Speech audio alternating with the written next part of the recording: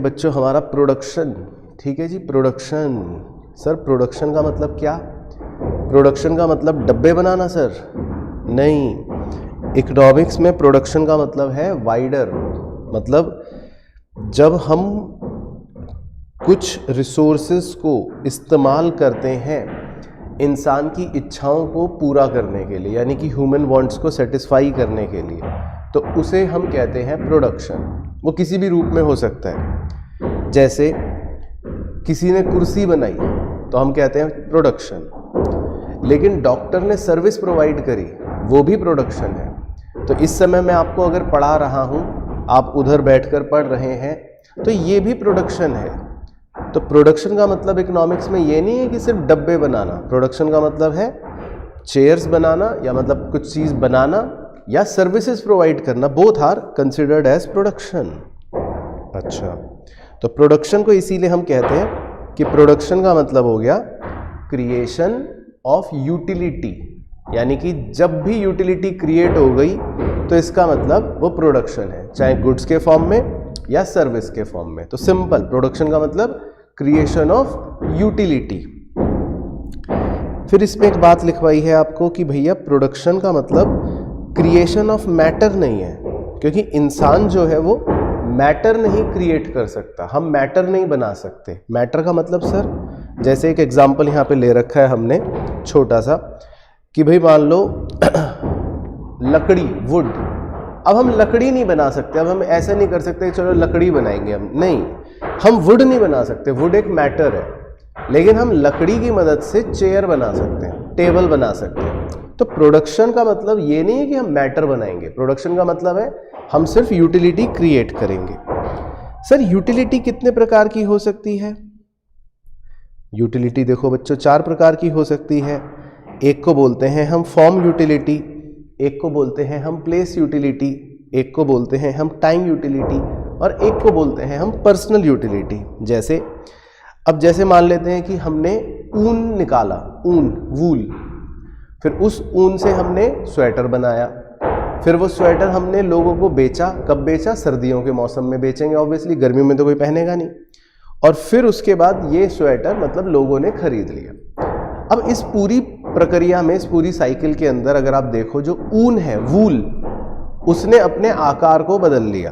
तो जब वो कोई भी प्रोडक्ट अपने आकार को बदलता है तो हम कहते हैं फॉर्म यूटिलिटी। फिर उसके बाद वो एक जगह से दूसरी जगह ट्रांसफर हुआ तो हम कहते हैं प्लेस यूटिलिटी। उसके बाद आपने गर्मियों में तो स्वेटर खरीदना नहीं है, आपने स्वेटर कब खरीदना है? सर्दियों में, तो हम कह देते हैं टाइम यूटिलिटी। और फिर इस पूरी प्रक्रिया में हर जगह हमने अलग अलग लोगों को इस्तेमाल करा, वूल्स में भी, ट्रांसपोर्टेशन में भी, बेचने में भी। तो जहाँ पर भी लोगों का इस्तेमाल हो गया तो हमने उसको नाम दे दिया पर्सनल यूटिलिटी। तो बेसिकली अलग अलग प्रकार की यूटिलिटियाँ हो सकती हैं। नंबर 2, सर प्रोडक्शन के लिए किन चीज़ों की आवश्यकता पड़ती है?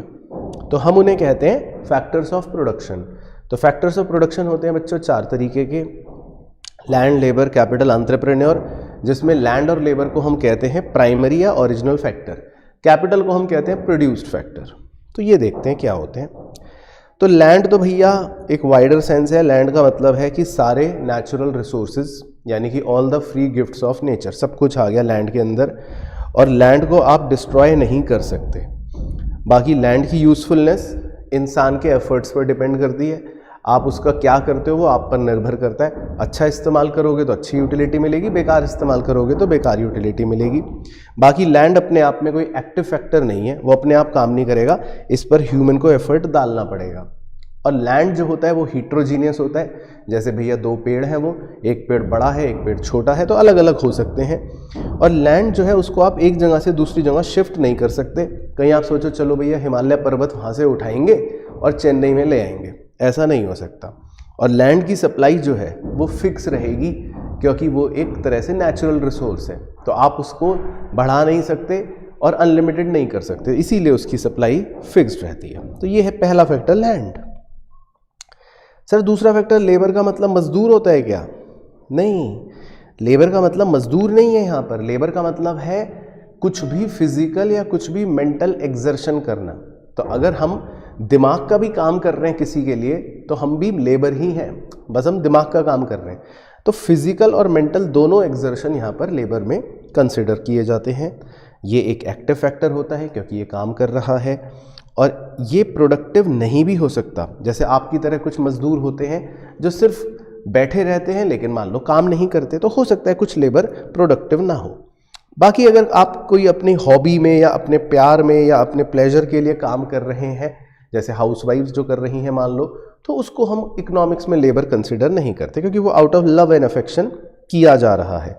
जो पैसों के लिए काम है सिर्फ उसी को ही हम लेबर कहते हैं। बाकी सबसे मज़ेदार बात यह है कि लेबर जो है वो पेरिशेबल होती है, ख़त्म हो जाती है।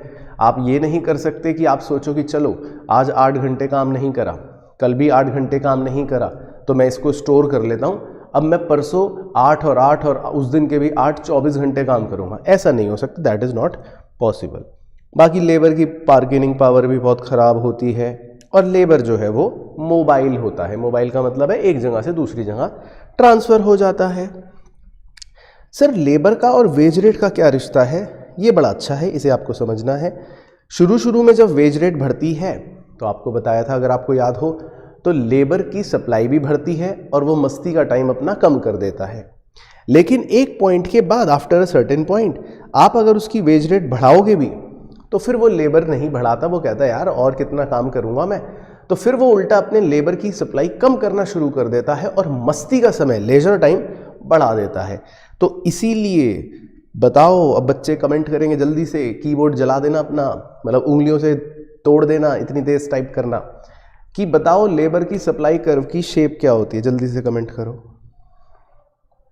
किसे याद है देखते हैं। लेबर के सप्लाई कर्व की शेप क्या होती है? लिखवाया था नोट्स में।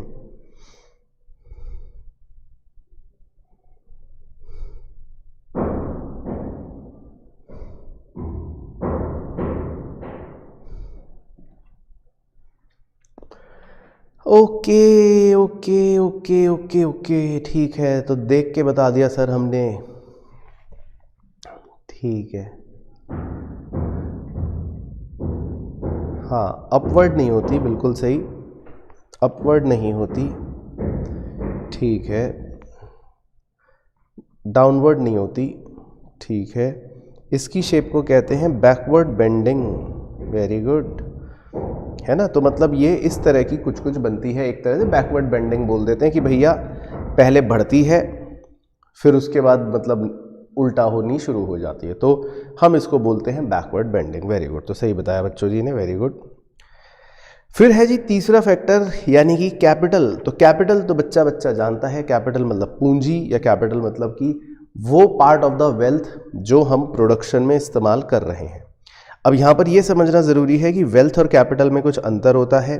वेल्थ का मतलब तो कि आपके पास 20 करोड़ का घर है, 20,000 करोड़ का सोना है, 50,000 करोड़ की 50 करोड़ की आपके पास रॉल्स रॉयस घोस्ट है, और 1 लाख करोड़ रुपए आप तकिए के नीचे कैश रख के सोते हो, तो ये सब तो आपकी वेल्थ हो गई।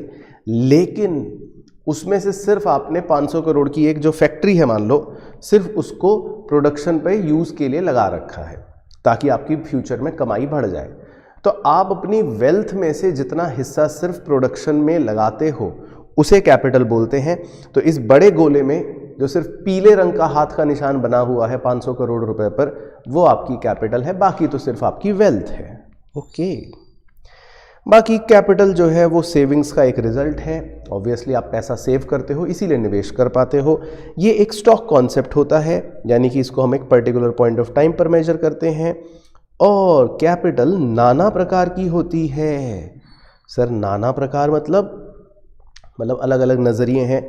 जैसे फिक्स्ड और सर्कुलेटिंग, ये एक नज़रिया हो गया। फिक्स्ड मतलब जैसे मैंने मशीन में पैसा लगा रखा है तो ये तो 5-10 साल के लिए फिक्स रहेगा। सर्कुलेटिंग मतलब मैंने रॉ मटेरियल में पैसा लगा रखा है तो ये तो हर 2 दिन बाद बदलता रहेगा।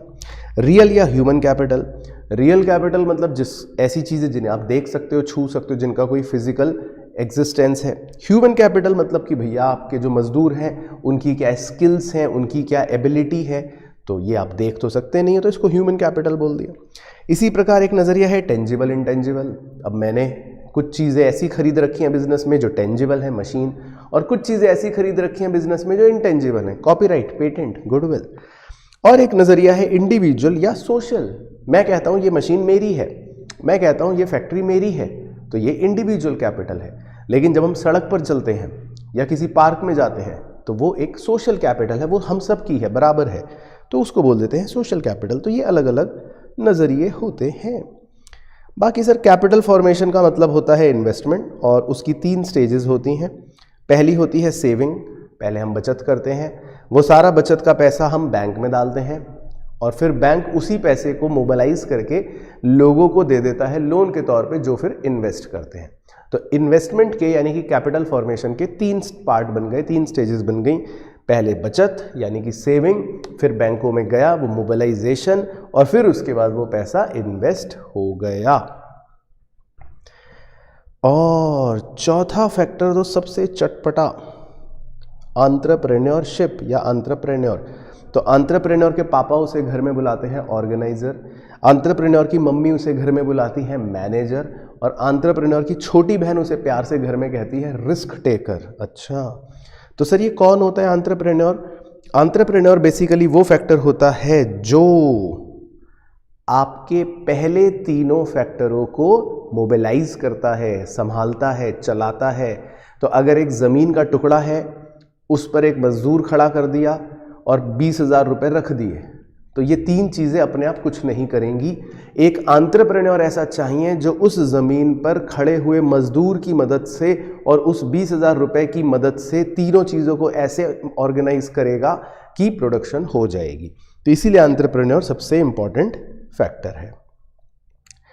सर एंटरप्रेन्योर जो होता है वो बिजनेस शुरू करता है, हाँ सर हमें पता है, और वो रिस्क और अनसर्टेनिटी को भी बियर करता है, ठीक है सर ये भी हमें पता है। शुमपीटर भाई ने कहा था कि एंटरप्रेन्योर का सबसे इंपॉर्टेंट फंक्शन जो है वो इनोवेशन है, मतलब नए नए आविष्कार करना, दैट इज एंटरप्रेन्योर का सबसे important function. Sir Frank night भाई ने क्या कहा? फ्रैंक नाइट भाई ने तो ये कहा था कि देखो जो एंटरप्रेन्योर होता है, क्योंकि वो अनसर्टेनिटी बियर करता है, इसीलिए प्रॉफिट भी उसी को मिलना चाहिए। हम कंपनी के एम्प्लॉय को थोड़ी ना प्रॉफिट देते हैं, या हम जिससे लैंड लेते हैं उसको थोड़ी ना प्रॉफिट देते हैं, उसको तो रेंट दे देते हैं। या जिससे हमने पैसा लिया कैपिटल, उसको थोड़ी ना प्रॉफिट देते हैं, उसको हम इंटरेस्ट दे देते हैं। प्रॉफिट पर किसका हक है? एंटरप्रेन्योर का, क्योंकि वो अनसर्टेनिटी बियर करता है, ऐसा फ्रैंक नाइट भाई कहते हैं।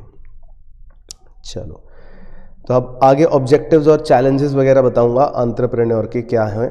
तो पहले यहाँ तक एक बार बता दो कि यहाँ तक की स्टोरियाँ याद आ गई, लैंड, लेबर, कैपिटल और एंटरप्रेन्योर की एक बार ये बता दो और थम्स अप भेज दो, फिर आगे चलेंगे।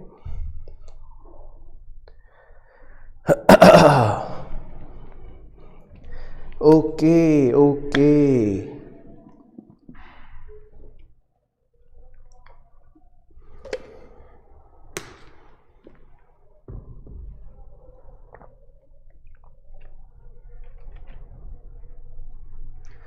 ठीक है जी। राकेश, वैष्णवी, अपराजिता, मोनू, अभिषेक, ऑल राइट, ठीक है। अली को याद आ गई हैं, ओके चलो ओके जी। पैट्रिक,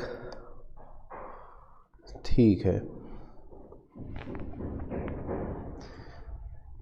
चलो ओके, याद आ गया है, ठीक है। हर्ष, चलो अब सर, अब भैया एंटरप्रेन्योर जो है वो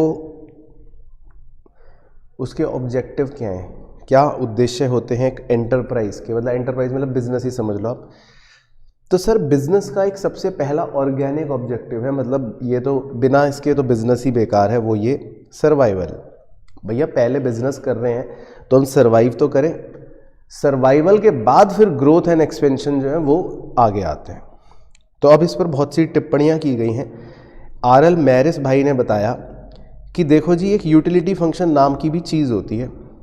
यूटिलिटी फंक्शन का मतलब वो है कि जो मैनेजर्स हैं कंपनी के और जो ओनर्स हैं कंपनी के, ये दोनों अलग अलग हैं, ये तो हम सर जानते हैं, हाँ, तो इसमें क्या बड़ी बात है।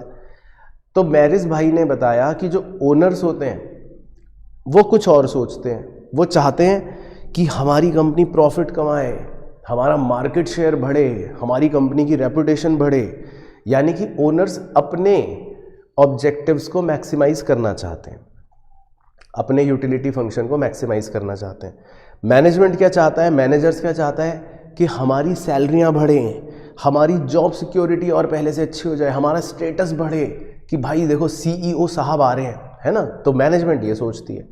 तो मैनेजमेंट अपने यूटिलिटी फंक्शन को मैक्सिमाइज करना चाहती है। तो ओनर्स कह रहे हैं उधर जाएंगे, मैनेजमेंट कह रही है उधर जाएंगे।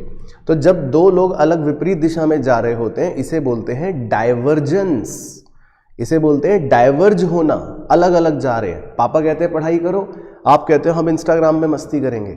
मम्मी कहते हैं रिवीजन करो, आप कहते हो हम फेसबुक में मस्ती करेंगे। तो इसका मतलब आपका और घर वालों का क्या है सर, डाइवर्जेंस है। अच्छा, लेकिन मज़ेदार बात ये मैरिज भाई ने बताई कि अगर बिजनेस की ग्रोथ होगी, अगर बिजनेस बड़ा हो जाएगा, फर्म का साइज बहुत बड़ा हो जाएगा, फर्म ग्रो करेगी, तो ऐसा होने से ओनर्स के भी ऑब्जेक्टिव्स पूरे हो जाएंगे जो वो चाहते हैं, और मैनेजमेंट के भी ऑब्जेक्टिव्स पूरे हो जाएंगे जो वो चाहते हैं। तो अगर बिजनेस बड़ा हो गया तो दोनों के मतलब ऑब्जेक्टिव्स पूरे हो जाएंगे। तो आप अगर सीए बन जाओगे तो पापा मम्मी के भी ऑब्जेक्टिव्स पूरे हो गए और आपके भी पूरे हो गए। आपको मस्ती भी करनी है तो आप मस्ती भी कर लोगे, पापा मम्मी चाहते हैं कि बच्चा पढ़ लिख के कुछ बन जाए, वो भी बन गया। तो इसीलिए अगर बिजनेस ग्रो कर जाए अगर, तो फिर तो साहब कन्वर्जेंस हो जाता है। कन्वर्जेंस का मतलब कि दोनों का मतलब मिलन हो गया, दोनों सेटिस्फाई हो गए, दोनों खुश हैं, कह रहे आहा मजे आ गए। तो बेसिकली ये मैरिस ने समझाया ऑर्गेनिक ऑब्जेक्टिव।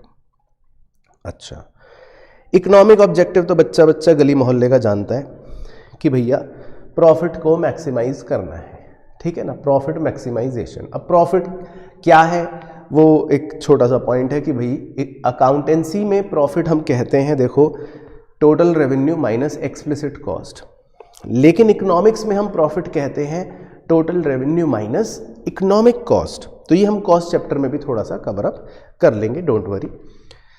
फिर उसके बाद भैया अलग अलग लोगों ने कुछ कहानियां रची हैं। साइमन कह रहा था कि देखो हम तो मैक्सिमम प्रॉफिट नहीं कमाना चाहते, हम तो चाहते हैं सिर्फ रीजनेबल प्रॉफिट हो, दैट्स इट।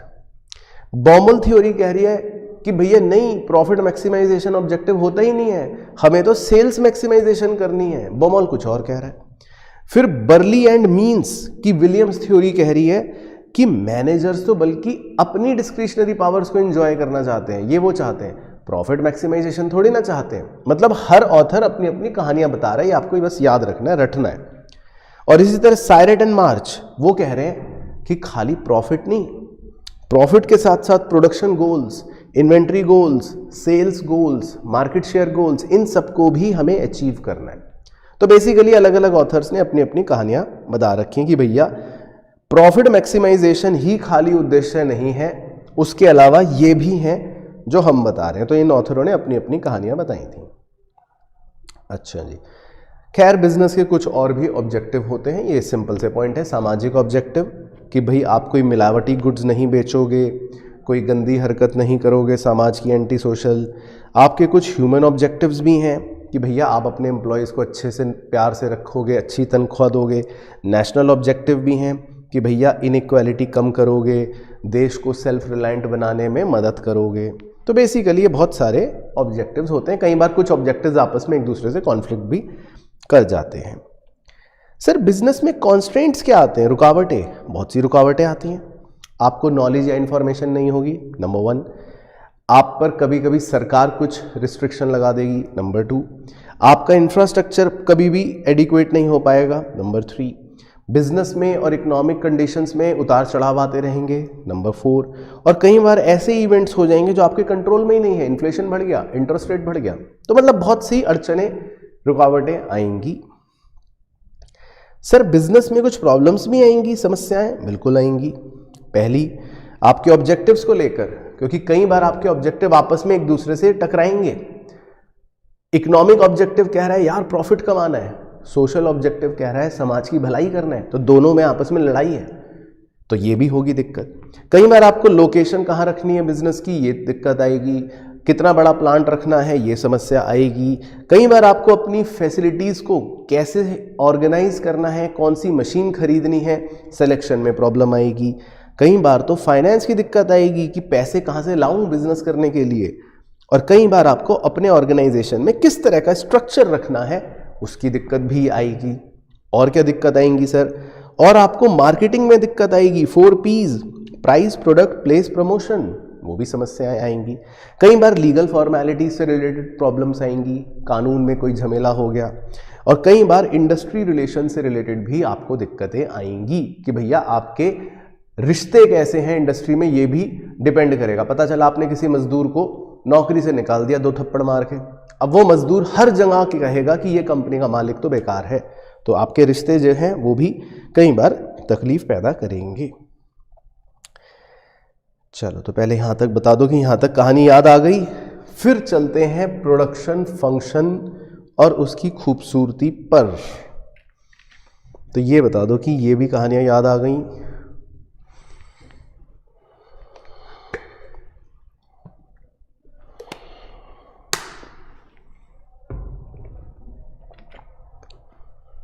ओके,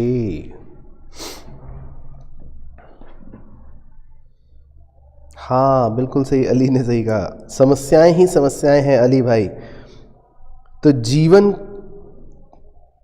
का तो यही सत्य है अली भाई, कभी धूप कभी छांव। तो ये जीवन का सत्य यही है, तो कभी धूप कभी छांव, यही जीवन है। ना हमेशा धूप रहेगी ना हमेशा छांव रहेगी। ओके, याद आ गया, चलो ठीक है। अब प्रोडक्शन फंक्शन सिंपल है बच्चों, उसमें कुछ भी नहीं है। आपको आउटपुट चाहिए, ठीक है, उसके लिए आप क्या लगाओगे? इनपुट्स, बस बन गया production function. Q is function of F1, F2, F3, F4। F1 का मतलब, F2 का मतलब, F3 का मतलब है फैक्टर इनपुट्स, और Q मतलब आउटपुट, ठीक है। तो ये तो एक सिंपल बात है।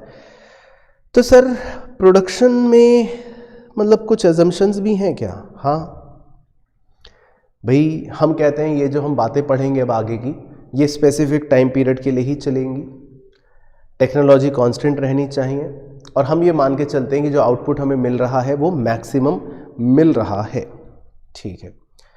सर शॉर्ट रन और लॉन्ग रन किसे कहते हैं? 1 साल से कम और 1 साल से ज़्यादा को? नहीं, यहाँ पर शॉर्ट रन लॉन्ग रन का मतलब 1 साल का कुछ नहीं है।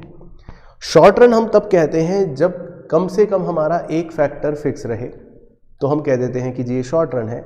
लेकिन अगर सारे ही फैक्टर्स चेंज हो जाएं, यानी कि वेरिएबल रहें, तब हम कह देते हैं कि ये लॉन्ग रन है।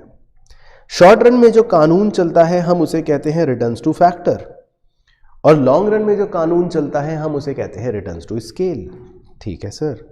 बाकी वेरिएबल फिक्स्ड इनपुट्स आपको पता ही है, जो चेंज हो जाए वो वेरिएबल, जो चेंज ना हो वो फिक्स्ड। अब अलग अलग प्रकार के प्रोडक्शन फंक्शन हैं। पहले एक कॉब डगलस, ये 2 दोस्त थे, ये एक दिन वेले थे, यूएसए की बात है। तो इन्होंने कहा कि चलो यार जितनी भी मैन्युफैक्चरिंग इंडस्ट्रियां हैं वहां पे चलते हैं, एक बार घूम कर आते हैं, देख कर आते हैं कि क्या हो रहा है। तो जब ये मैन्युफैक्चरिंग इंडस्ट्रियों में घूमने गए तो इन्होंने देखा कि जो भी प्रोडक्शन हो रहा है या तो मशीन से हो रहा है या लेबर से हो रहा है, मतलब या तो कैपिटल या लेबर। तो उन्होंने ये पाया कि भैया जो वेरिएबल फैक्टर है लेबर, वो 75% कंट्रीब्यूट करता है प्रोडक्शन में, और जो कैपिटल है मशीनें, वो सिर्फ मात्र 1/4 25% कंट्रीब्यूट करती हैं प्रोडक्शन में, ठीक है। तो हमें ये बात याद रखनी है, उन्होंने जो देखा, और उन्होंने अपना एक प्रोडक्शन फंक्शन निकाल के दे दिया, बस जो हमें रटा हुआ होना चाहिए, K × L की पावर A × C की पावर 1 - A। Q मतलब आउटपुट, L मतलब लेबर, C मतलब कैपिटल, और K और A आर पॉजिटिव कॉन्स्टेंट्स, जो कुछ भी होंगे हमें उससे मतलब नहीं है। अच्छा सर टोटल प्रोडक्ट क्या होता है? टोटल प्रोडक्ट मतलब जो भी आपने टोटल डब्बे बनाए, सिंपल। सर एवरेज प्रोडक्ट क्या होता है?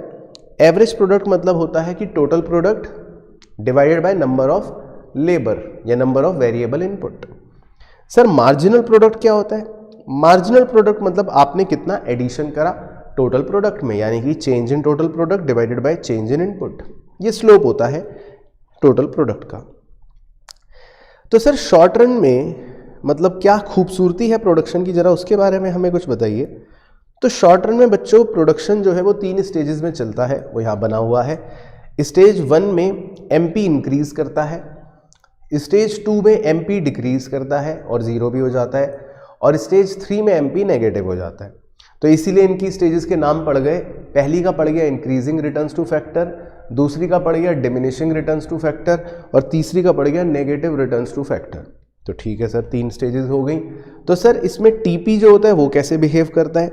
तो टीपी जो होता है वो पहले इंक्रीजिंग रेट से बढ़ता है, फिर उसके बाद टीपी स्टेज 2 में डिमिनिशिंग रेट से बढ़ता है और मैक्सिमम पर भी पहुंच जाता है, और फिर उसके बाद स्टेज 3 में टीपी फॉल कर जाता है, नीचे आ जाता है। तो हम बस ये एक बात याद रखते हैं कि कोई भी प्रोड्यूसर स्टेज 1 में नहीं काम करेगा, स्टेज 3 में नहीं काम करेगा, क्योंकि उसका प्रोडक्शन स्टेज 2 में मैक्सिमम हो रहा है। तो इसीलिए प्रोड्यूसर स्टेज 2 में काम करेगा ऑलवेज। ओके, ठीक है। तो बाकी ये रीज़न वगैरह आप देख सकते हो, मतलब डायग्राम देख सकते हो, उसकी एज सच कोई ज़रूरत नहीं, आपसे बनवाएगा तो है नहीं। तो वही बातें जो बोली वही डायग्राम पर भी हैं कि टीपी इंक्रीजिंग रेट से बढ़ेगा स्टेज 1 में, फिर डिमिनिशिंग रेट से बढ़ेगा स्टेज 2 में और फिर फॉल हो जाएगा। और एमपी अपना पहले स्टेज 1 में ऊपर जाएगा, फिर स्टेज 2 में नीचे जाएगा, 0 हो जाएगा और स्टेज 3 में नेगेटिव हो जाएगा, है ना। तो बस ये बेसिकली टीपी एमपी हो गए। अब सर लॉन्ग रन में क्या होता है? सर क्या लॉन्ग रन में भी कुछ ऐसी ही कहानी है? हाँ, कहानी ऐसी है, थोड़ी सी अलग है। लॉन्ग रन में क्योंकि हमारे सारे इनपुट्स चेंज हो जाते हैं, कोई भी इनपुट यहाँ फिक्स नहीं है, ऑल फैक्टर्स चेंज हो जाते हैं। तो बस यहाँ पर अजम्पशन ये होती है कि सारे फैक्टर सेम प्रोपोर्शन में चेंज होंगे। अच्छा, सेम प्रोपोर्शन में? हाँ, सेम प्रोपोर्शन में। तो अगर लेबर और कैपिटल की मैं बात करूं तो लेबर अगर 1 से बढ़कर 2 हुई, 2 से बढ़कर 4 हुई, 4 से बढ़कर 8 हुई, मतलब डबल हो रही है, तो कैपिटल भी 2 से बढ़कर 4 होगी, 4 से बढ़कर 8 होगी, 8 से बढ़कर 16 होगी, मतलब सेम प्रोपोर्शन में ही बढ़ेगी, डबल ही होगी। ऐसा नहीं कि लेबर तो दुगनी हो रही है और कैपिटल चौगनी हो रही है या तिगनी हो रही है या ट्रिपल हो रही है, ऐसा नहीं होगा, दोनों सेम प्रोपोर्शन से बढ़ेंगे। तो ये तो एक अजम्पशन है। सर स्टेजेस बताओ ना। हाँ बता रहा हूँ स्टेजेस। तो इसमें 3 स्टेजेस होती हैं जी लॉन्ग रन के अंदर। पहली स्टेज होती है increasing returns to scale, okay. दूसरी स्टेज होती है decreasing returns to constant returns to scale, okay. और तीसरी स्टेज होती है डिक्रीजिंग रिटर्न्स टू स्केल। तो लॉन्ग रन में कोई नेगेटिव रिटर्न्स नहीं होता, ये मजेदार बात है। तो इसीलिए यहां पर मतलब एमपी जो है पहले इंक्रीज करेगा, फिर कांस्टेंट रहेगा, फिर डिक्रीज करेगा, लेकिन नेगेटिव नहीं होगा। तो होंगी यहां पर भी 3 स्टेजेस ही, लेकिन एमपी इंक्रीज करेगा, कांस्टेंट रहेगा और डिक्रीज करेगा, पर नेगेटिव नहीं होगा। ठीक है सर, बस बाकी तो खैर सिंपल बातें हैं। कॉब डगलस ने यहाँ पर भी एक बात बताई थी कि देखो जी, इंक्रीजिंग रिटर्न्स का मतलब है कि आउटपुट में ज़्यादा चेंज आएगा, इनपुट में कम, ठीक है। कांस्टेंट रिटर्न्स टू स्केल का मतलब है आउटपुट में जितना चेंज आएगा, इनपुट में भी उतना चेंज आएगा, ठीक है सर। और डिक्रीजिंग रिटर्न्स टू स्केल का मतलब है कि आउटपुट में कम चेंज आएगा और इनपुट में ज़्यादा। तो मैंने ऐसे एग्जाम्पल के लिए प्रतिशत लिख रखा है, आप देख सकते हो। तो आउटपुट में चेंज ज़्यादा तो इंक्रीजिंग रिटर्न, आउटपुट और इनपुट में चेंज बराबर तो कांस्टेंट रिटर्न, आउटपुट में चेंज कम तो डिक्रीजिंग रिटर्न्स। बाकी कांस्टेंट रिटर्न्स टू स्केल को हम लीनियर होमोजेनियस प्रोडक्शन फंक्शन कहते हैं, क्योंकि जो सेकंड स्टेज है यहाँ पर उस समय प्रोडक्शन आपका लीनियर चल रहा होता है, मतलब स्ट्रेट लाइन चल रहा होता है। बाकी डायग्राम का आपको कुछ लेना देना है नहीं। सर इसमें प्रोडक्ट ऑप्टिमाइजेशन टॉपिक एक है, ये क्या है? तो ये और सुन लो, तो फिर प्रोडक्शन की सारी कहानी समाप्त। प्रोडक्ट ऑप्टिमाइजेशन बिल्कुल वही चीज है जो कंज्यूमर के लिए कंज्यूमर इक्विलिब्रियम था। कंज्यूमर कहता है ये मेरा बजट है, बजट लाइन। कंज्यूमर कहता है ये मेरा इंडिफरेंस कर्व है, कि मतलब मैं क्या खरीदना चाहता हूं। और उन दोनों को मिलाकर हमने कंज्यूमर का इक्विलिब्रियम बताया था। बिल्कुल उसी तरह अब प्रोड्यूसर कह रहा है कि मैं कितने डब्बे बनाना चाहता हूं या बना रहा हूं, उसको बोल देते हैं आइसो क्वांट कर्व। तो इट इज बिल्कुल 100% सेम लाइक इंडिफरेंस कर्व, लेकिन प्रोड्यूसर बना रहा है अपने डब्बे आउटपुट, तो इसको बोल दिया आइसो क्वांट कर्व। फिर प्रोड्यूसर कहता है ये मेरी कॉस्ट है, ये मेरी लागत है, यानी कि आइसो कॉस्ट लाइन, बिल्कुल सेम एज बजट लाइन। जैसे कंज्यूमर का बजट होता है तो प्रोड्यूसर का भी बजट होता है कि भैया इससे ज़्यादा खर्चा नहीं करूंगा मैं। तो प्रोडक्ट ऑप्टिमाइजेशन लेवल कैसे पता चलेगा सर? प्रोडक्ट ऑप्टिमाइजेशन लेवल पता चलेगा जब हमारा आइसोक्वांट कर्व टेंजेंट हो जाएगा आइसोकॉस्ट लाइन के। तो इस भयानक से चित्र में बस आपको वो बी पॉइंट पर फोकस करना है जहां आप देखोगे कि आइसोक्वांट कर्व जा रहा है और लाल रंग का आइसोकॉस्ट उसको बस टच करके निकल गया बी पॉइंट पर। तो बी पॉइंट को हम कहते हैं ऑप्टिमम प्रोडक्ट ऑप्टिमाइजेशन पॉइंट। तो देखो, कॉस्ट में सबसे पहले शुरुआत होती है टॉपिक से, क्योंकि ये इंपॉर्टेंट है, पता होना चाहिए कि अकाउंटिंग के नज़रिए से कॉस्ट एक अलग बात है, इकोनॉमिक्स में कॉस्ट एक अलग बात है। अकाउंटिंग में कॉस्ट का मतलब होता है बस जो हमने पैसे दिए, भाई जेब से पैसे निकाले ये लो, तो हम उसे कहते हैं एक्सप्लिसिट कॉस्ट। लेकिन इकोनॉमिक्स में एक्सप्लिसिट कॉस्ट तो होती ही है, वो तो है ही है, साथ ही साथ इम्प्लिसिट कॉस्ट को भी जोड़ लिया जाता है। तो इसीलिए इकोनॉमिक कॉस्ट एक वाइडर डब्बा बन गया, जैसा कि आप यहाँ चित्र में देख सकते हो। तो सर इकोनॉमिक कॉस्ट का मतलब हम क्या ये इंटरप्रेट कर लें कि economic cost is explicit cost plus implicit cost? Yes. तो इकोनॉमिक कॉस्ट एक वाइडर एस्पेक्ट है जिसमें एक्सप्लिसिट कॉस्ट और इम्प्लिसिट कॉस्ट दोनों आ जाते हैं। अकाउंटिंग में सिर्फ खाली एक्सप्लिसिट कॉस्ट होती है, जो पैसे दिए, जो पेमेंट्स हुई। तो सर इम्प्लिसिट कॉस्ट का क्या मतलब है? इम्प्लिसिट कॉस्ट का बेसिक मतलब अपॉर्चुनिटी कॉस्ट ही होता है कि मान लो मैं ओनर अपने कुछ रिसोर्सेज कहीं और लगाने की बजाय अपने बिजनेस में ले आया, तो मैंने अपने कुछ अपॉर्चुनिटी खो दी। मैं कहीं और से पैसा कमा सकता था, लेकिन मैंने वहाँ की कमाने की बजाय सोचा चलो अपने बिजनेस में लगा देते हैं, तो उसको बोलते हैं हम इम्प्लिसिट कॉस्ट या अपॉर्चुनिटी कॉस्ट। ये मतलब होता है बेसिकली, जिसमें आपके एग्जाम्पल के रूप में नॉर्मल प्रॉफिट भी इंक्लूड हो जाता है। जैसे एक अंडरस्टैंडिंग के लिए यहाँ पे एक छोटा सा एग्जाम्पल लिया था, जिन बच्चों को याद होने पता होगा कि मैंने अपनी ज़मीन यानी लैंड, अपना लेबर, अपनी कैपिटल और अपना एंटरप्रेन्योर दिमाग, ये सब अपने दोस्त को देने की बजाय अपने बिजनेस में खुद लगा लिया। तो इसका मतलब इन सब चीज़ों की जो भी कॉस्ट होगी हम उसे कहेंगे इम्प्लिसिट कॉस्ट। तो हमने ऐसी एग्जाम्पल के लिए ले लिया था 220 रुपये, इम्प्लिसिट कॉस्ट। तो अकाउंटिंग के नज़रिए से इसकी कोई वैल्यू नहीं है, इसे कोई रिकॉर्ड नहीं करेगा अकाउंटेंसी में, लेकिन इकोनॉमिक्स में इसको माना जाता है कि ये इम्प्लिसिट कॉस्ट है। तो ये बेसिकली एक छोटा सा कॉन्सेप्ट बन गया। तो यही बात हमारे वो प्रॉफिट के टाइम पर आई थी। अकाउंटिंग प्रॉफिट है total revenue minus accounting cost, और इकोनॉमिक प्रॉफिट है total revenue minus economic cost. तो इसीलिए दोनों का आंसर अलग अलग आ जाता है। सर क्या अकाउंटिंग प्रॉफिट इकोनॉमिक प्रॉफिट से ज़्यादा हो सकता है? यस, हो सकता है। सर क्या इकोनॉमिक प्रॉफिट अकाउंटिंग प्रॉफिट से ज़्यादा हो सकता है? नो, नेवर, नहीं हो सकता। ठीक है सर। सर उसके बाद नॉर्मल प्रॉफिट, वो किसे कहते हैं? नॉर्मल प्रॉफिट का मतलब होता है एक ऐसी सिचुएशन इकोनॉमिक्स में जिसे आप कह सकते हो कि भैया टोटल रेवेन्यू इकोनॉमिक कॉस्ट के बराबर है, या बहुत से लोग इसे no profit no loss situation भी कहते हैं, क्योंकि आप इसमें कुछ असाधारण नहीं कमा रहे, आप बस नॉर्मल कमा रहे हो, नॉर्मल प्रॉफिट। तो इसको हम कहते हैं कि it is no profit no loss situation.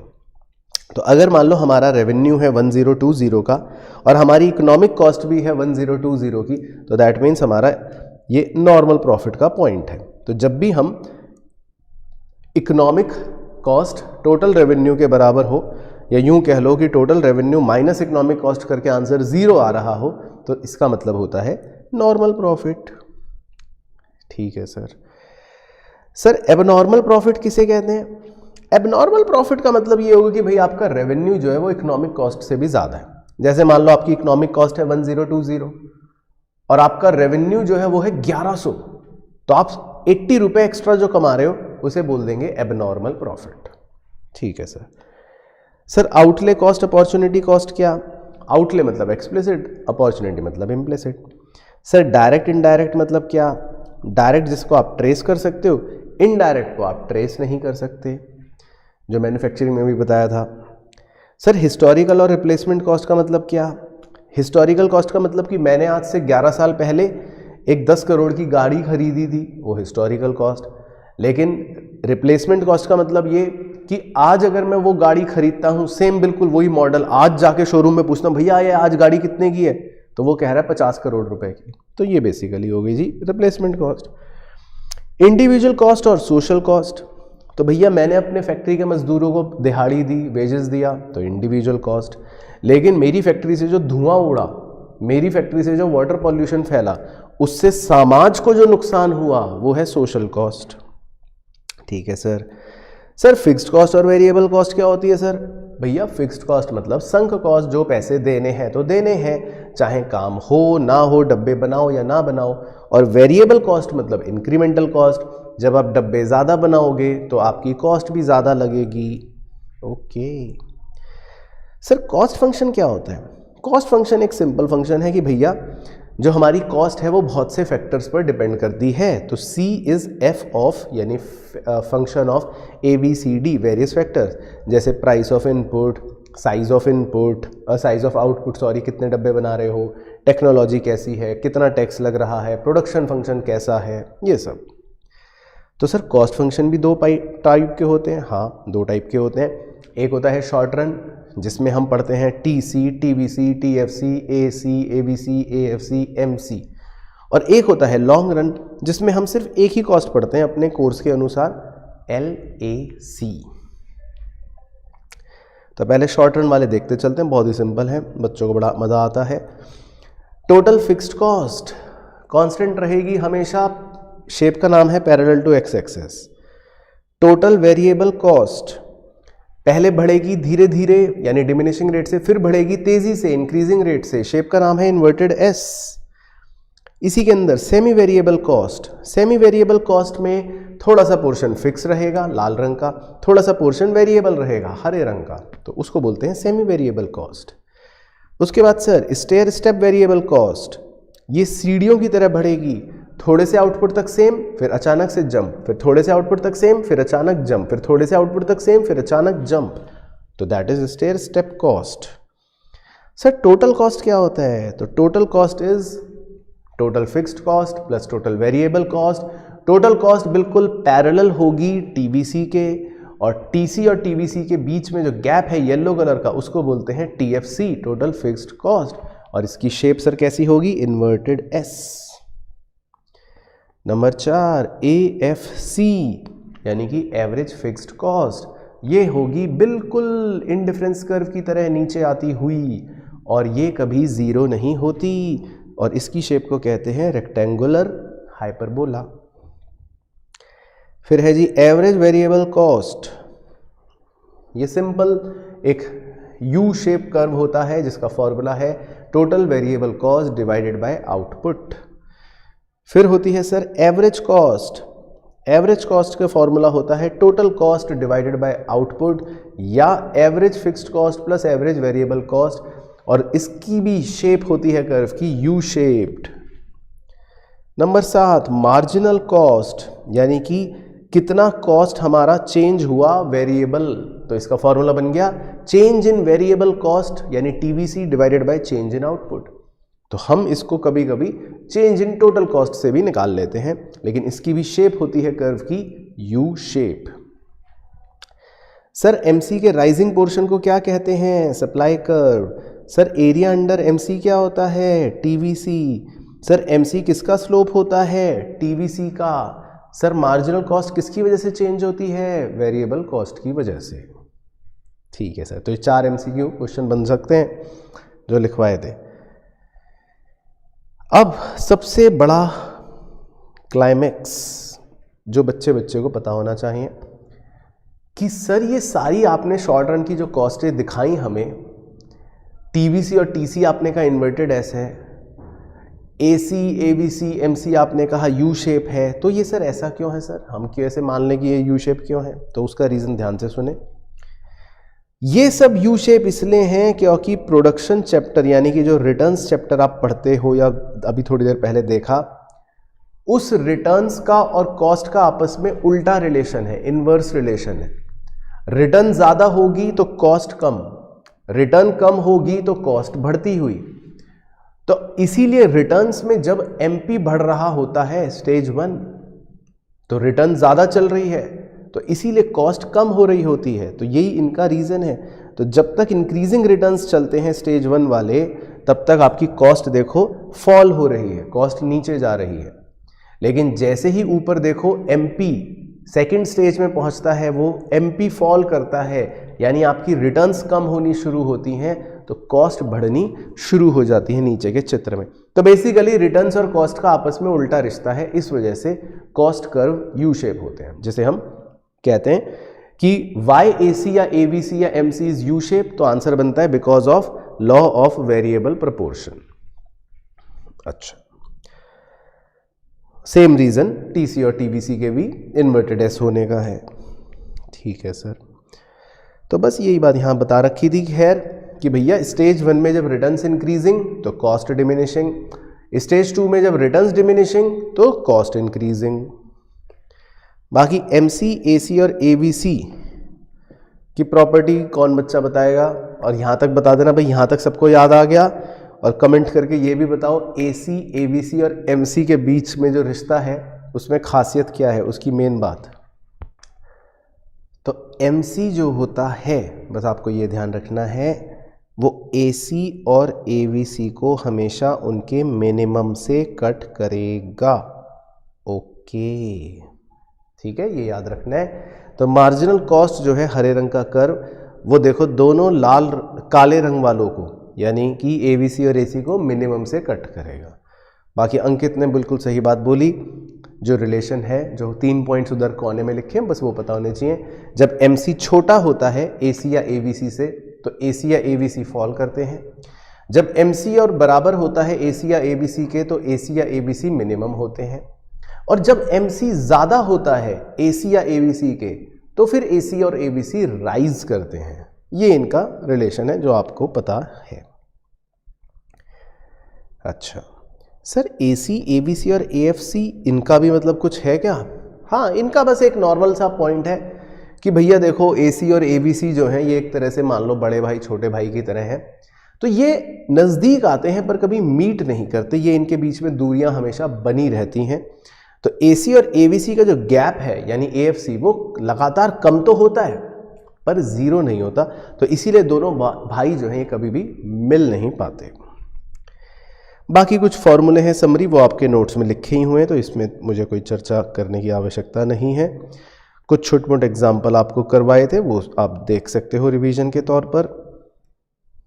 अब है जी लॉन्ग रन, लंबी अवधि।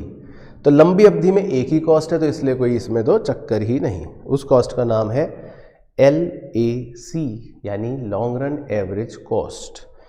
तो इसको तो देख के ही समझ जाओगे। जब बहुत सारे छोटे छोटे SAC मतलब शॉर्ट रन एवरेज कॉस्ट बन रहे हैं, तो एक इन सबको कवर करते हुए नीचे से देखो लाल रंग का बड़ा सा कर्व बन गया यू शेप, जिसे बोलते हैं LAC। इसीलिए इस कर्व का नाम होता है एनवेलप कर्व या प्लानिंग कर्व। बाकी जो छोटे छोटे SACs होते हैं उन्हें हम प्लांट कर्व्स कहते हैं। प्लांट कर्व्स मतलब छोटे छोटे प्लांट कर्व्स। और जहां पर भी SAC LAC के टेंजेंट होता है वो ज़रूरी नहीं होता कि वो उनका मिनिमम पॉइंट हो, इस बात का ध्यान रखना है। तो वो सिर्फ टेंजेंट होगा पर ये ज़रूरी नहीं है कि वो वहाँ पर मिनिमम भी होगा SAC। तो it is not tangent to the minimum points of SAC।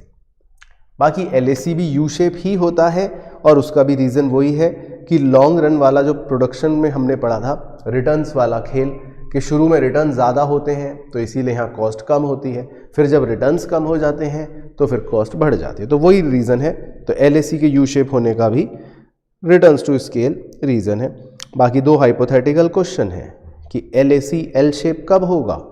जब टेक्नोलॉजी चेंज होगी तो LAC इज L शेप्ड। बाकी आमतौर पर तो यू शेप ही रहेगा। बस बाकी जनरल फंडा आपको जो बताया था वो आपको याद रखना है कि कॉस्ट अगर कम तो रिटर्न ज़्यादा, कॉस्ट अगर ज़्यादा तो रिटर्न कम, यानी कि कॉस्ट और रिटर्न का इन्वर्स रिलेशन है। ये दोनों चैप्टरों में बात काम करती है। तो ये छोटे से एग्जाम्पल से आपको बता दी थी कहानी। फिर आता है सर एक बहुत ही चटपटा पॉइंट, शटडाउन पॉइंट।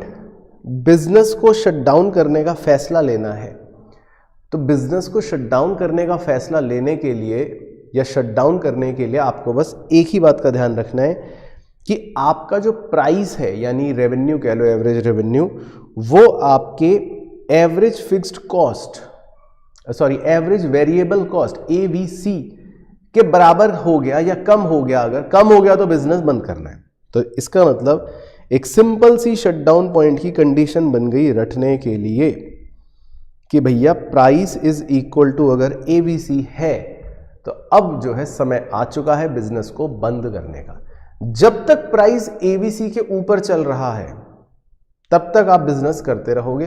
प्राइस को बदल के कई बार क्वेश्चन AR दे देता है या TR लिख देगा अगर मैं टोटल की बात कर लूं, और ABC की जगह TBC दे देगा, तो वही फॉर्मूला बन जाएगा। तो TR is equal to TBC। अच्छा सर लंबी अवधि में, लॉन्ग रन में, तो भैया लॉन्ग रन में देखो फिक्स्ड कॉस्ट तो होती नहीं कोई, तो वहां पर तो सारी ही कॉस्ट क्या है, एवरेज कॉस्ट, क्योंकि वहां फिक्स्ड और वेरिएबल का चक्कर ही नहीं होता। तो लॉन्ग रन में शटडाउन पॉइंट में से बस आप V हटा देना बीच में से, तो बन गया प्राइस जो है इज बराबर एवरेज कॉस्ट, या टोटल रेवेन्यू इज बराबर टोटल कॉस्ट। तो बिजनेस बंद कर देंगे अगर हमें लगा कि भैया प्राइस हमारा टोटल कॉस्ट या एवरेज कॉस्ट से कम हो गया है। अच्छा अब है इसमें एक बहुत ही मज़ेदार पॉइंट जो बच्चे को पता होना चाहिए, उसका नाम है economies of scale. Economies of scale का मतलब है फ़ायदा। तो ये बहुत ही एक प्रैक्टिकल पॉइंट है वैसे तो, जो वाकई में होता भी है, और इसमें कहा जाता है कि अगर किसी भी प्रोडक्शन में लॉन्ग रन में अगर हम बात करें तो शुरू में फ़ायदा होता है प्रोडक्शन के बढ़ने का, उस फायदे को नाम दे दिया इकोनॉमीज ऑफ स्केल। और जब धीरे धीरे हम फायदे लेते रहते हैं, फायदे लेते रहते हैं, वो बाद में दिखाऊंगा, अगला टॉपिक बन जाएगा, तो एक पॉइंट के आने के बाद फिर डिसएडवांटेज होने शुरू हो जाएंगे, यानी नुकसान होने शुरू हो जाएंगे, जिन्हें बोल देते हैं डिसइकोनॉमीज ऑफ स्केल। तो बेसिकली इकोनॉमीज अगर समझ गए तो डिसइकोनॉमीज उसका उल्टा है। तो इकोनॉमीज ऑफ स्केल जो है वो बेसिकली दो प्रकार की होती हैं, एक को बोलते हैं इंटरनल और एक को बोलते हैं एक्सटर्नल।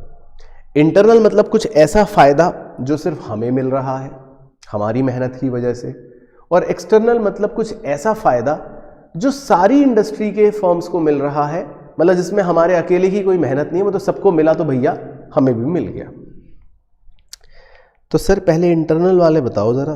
तो इंटरनल वाले हैं जी, जैसे टेक्निकल फ़ायदा, आपकी मशीनें अच्छी हैं, आपके मज़दूर अच्छे हैं। मैनेजरियल फ़ायदा, आप मैनेजमेंट आपका बहुत अच्छा है। कमर्शियल फ़ायदा, आपकी सेलिंग कॉस्ट बढ़िया है, आपका एडवर्टाइजमेंट सस्ते में हो गया। फाइनेंशियल फ़ायदा, आपको सस्ते पे लोन मिल जाता है, आपकी जान पहचान है बैंक के मैनेजर के साथ। रिस्क बियरिंग, आप अच्छे से डाइवर्सिफाई कर लेते हो, आपने डाइवर्सिफाई करा बिजनेस को, तो एक बिजनेस अगर फ्लॉप भी हो गया बाकी सब अच्छे चल पड़े, तो मतलब ये सब चीज़ों का फ़ायदा आपका है क्योंकि आप मेहनत इसके लिए कर रहे हो। लेकिन एक्सटर्नल फैक्टर, कुछ ऐसी फ़ायदे जिसका आपका ने कोई लेना देना नहीं है, आपने कोई मेहनत नहीं करनी, वो तो सबको मिला तो आपको भी फ़ायदा मिल गया। रॉ मटेरियल सस्ते हो गए तो भैया सबको सस्ते मिले तो आपको भी सस्ते मिल गए। टेक्नोलॉजी चेंज हो गई तो उनके लिए भी हो गई, आपके लिए भी हो गई। स्किल्ड लेबर डेवलप हो रही है आजकल बाजार में, तो उन्हें भी अच्छे मजदूर मिलेंगे, आपको भी अच्छे मिल गए। एंजिलरी ऑक्सिलरी इंडस्ट्रियाँ आ रही हैं, मतलब जो सपोर्टिंग इंडस्ट्रियाँ हैं नई नई वो बन रही हैं, तो सब उसका फ़ायदा आपको भी मिलेगा, सबको मिलेगा। बेटर ट्रांसपोर्टेशन या मार्केटिंग सुविधाएं आजकल बाजार में उपलब्ध हैं, तो उनको भी मिलेगा, आपको भी फ़ायदा मिलेगा।